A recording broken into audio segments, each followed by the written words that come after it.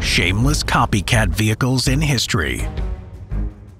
Unlike cheating on a test in school, copying a design for a piece of military technology is almost as difficult as coming up with the original innovation. Even if a country had access to an original piece of equipment, disassembling and reworking the construction process is nearly impossible without blueprints detailing the manufacturer's process. Frame it this way: the original recipe for Coca-Cola is available for everyone online, but no matter how hard you try, nothing you make will taste exactly the same. For military vehicles, general shapes and material may be replicated, but things such as hardness, tempering, heat treatments, and machine precision cuts are impossible to get exact, leading to an avalanche of design problems in the copied product. Chinese Plz05 Tank, copied from Soviet Union Tu-19 Msta-S tank. The defense industry of Russia has a vested interest in exporting advanced weaponry to China. Through their exchange, Russia is provided with both an eager buyer, ready to spend massive amounts of money in stimulating Russian manufacturing, and a way to indirectly curb U.S. power in Asia by bolstering Chinese defenses to reduce pressure on their own flanks. However, this exchange isn't without drawbacks, as Russian weapons often fall victim to Chinese copycats.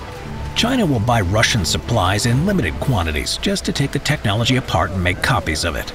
These Chinese copies are then sold around the world, undercutting Russian exports. One glaring example of this is the Chinese Plz05, which is a shameless knockoff of the Soviet Union's Tu-19 Msta-S. Originally developed in 1976, the Tu-19 tank was designed by the Soviet Union as a self-propelled howitzer. Similar in appearance to the T-80, which is another Soviet design, the Tu-19 utilizes a very similar hull, but borrows its diesel engine from yet a different Soviet tank, the T-72. This combination of elements come together to create a vehicle that has a distinctly Russian Soviet Union feel. That is, until China bought the tank and took it apart to make their own version. Although it was extremely difficult to replicate the original transmission and diesel engine, the Chinese were successful in producing the Plz05 tank. Copying the semi-automatic loading system from the Tu-19, as well as modifying its V84A diesel engine into the 8V150 cool turbocharged diesel engine, the Chinese created another self-propelled howitzer. Although the Plz05's main armament is 4 meters longer than the Tu-19, both utilize howitzers that fire calibers just 5 millimeters in difference. Even when comparing the look of these two vehicles side by side, it's not hard to see where the Chinese stole their howitzer on wheels from. German Fokker Eindecker plane, copied from the French Morane-Saulnier 8 shoulder wing plane. Anthony Fokker, who was a Dutch aircraft designer working in Germany during World War I, wanted to find a way to mount a gun to the front of his plane without worrying about the bullets hitting his propeller. Previously, engineers had attempted to move the propeller to the back of the plane, clearing the front for an unobstructed firing site, but this slowed the plane down to an impractical speed. Lucky for Fokker, his answer came falling out of the sky on April 18, 1915, when French pilot Roland Garros was shot down. Although Garros was able to light his Morane-Saulnier shoulder wing plane on fire before being captured, German forces were able to salvage the gun and armored propeller from his aircraft. Studying Garros's plane, Fokker discovered two key French innovations which would help resolve his forward-facing gun problem. First, Fokker examined the synchronizer, which was patented by Garros's colleague Raymond-Saulnier.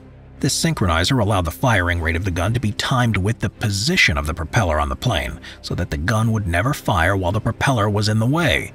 However, machine guns during this period were very unreliable and apt to irregular firing rates. So Fokker's real surprise came when he discovered that Garros's plane had protective wedges fitted onto the propeller blades, which deflected rounds which may have struck the propeller. Fokker had been working on his own design for years, and with this new discovery he was able to enhance his previous designs to make an elite fighter plane. These discoveries allowed German forces to begin mass-producing planes which featured a front-facing gun. The Fokker Eindecker fighter planes soon became nightmares for Allied pilots, causing casualties in what would become known as the Fokker Scourge. Chinese Type 726A landing craft, copied from the U.S. Navy LCAC. The Chinese Navy at the beginning of the 21st century lagged behind all other global powers in their ability to land troops during amphibious operations. Needing a lightweight vessel capable of transporting heavily armored vehicles and tanks, they looked across the ocean to the United States for an answer. The U.S. had been designing and implementing air-cushioned landing craft capable of carrying tanks since the 80s with spectacular results. These landing crafts, also called over-the-beach crafts, allowed the U.S. to access over 70% of the world's coastline. Unlike traditional boat-type landing crafts, the air-cushioned vessels could glide over sandbars or uneven surfaces and swampland without becoming stuck, and without compromising their maximum load capacity.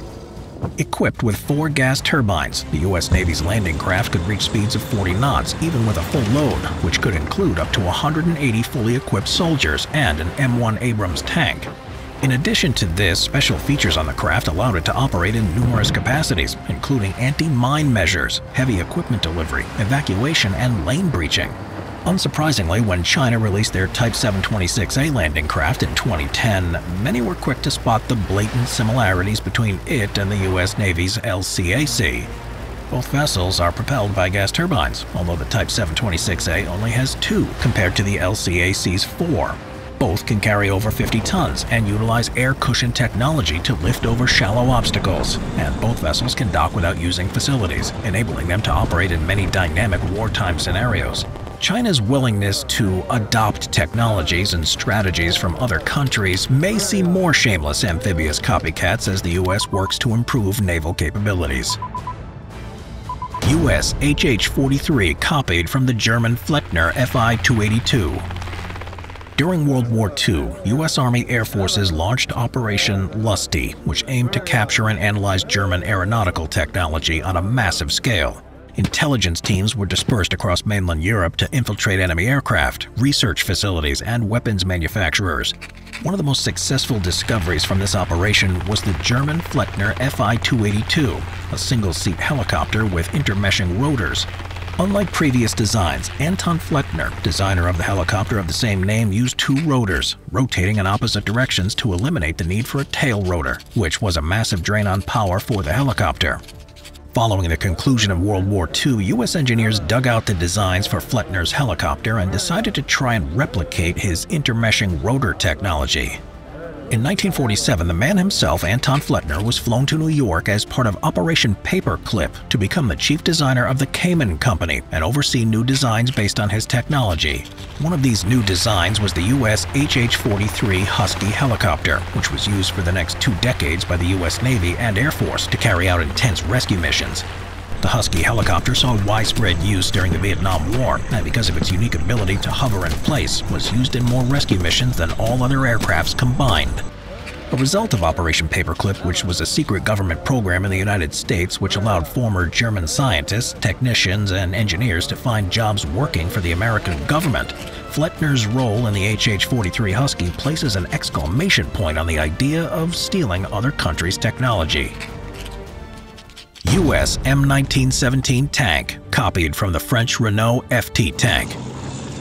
Germany was not the only country the United States shamelessly stole technology from. After entering the First World War in 1917, U.S. forces quickly realized that tanks were the best technology suited for the battlefield, and began researching all designs currently in use at the time. What they found was that the product of a French manufacturing company, Renault Automobile Company, was the most effective revolutionary light tank to be in service. As the first production tank to have a fully rotating turret included inside the armament, the French Renault tank was deployed in huge numbers to overwhelm and swarm enemy lines, utilizing their Hotchkiss machine gun and Puteaux cannon with devastating effects. Soon, U.S. Commander-in-Chief General John Pershing launched a program to develop and manufacture the French Renault tank in the United States. Aside from moving the exhaust pipe from the left side of the vehicle to the right, changing the material on the wheels, and adding additional vision slits for the driver, the U.S. version of the Renault tank, the M1917, was an identical copy. The design of the Renault tank still stands against the test of time and is considered the world's first modern tank, with its interior configuration maintaining its status as the standard for all battle tanks to this day. Shameless copies of vehicles exist across countries, periods in history, and cover aircraft, ships, armored vehicles, and weapons. Whether it was American engineers copying the French Renault light tank during World War I, or Chinese manufacturers buying and disassembling Soviet Union tanks, every world power is guilty of snooping on their enemies to gain an edge on the battlefield.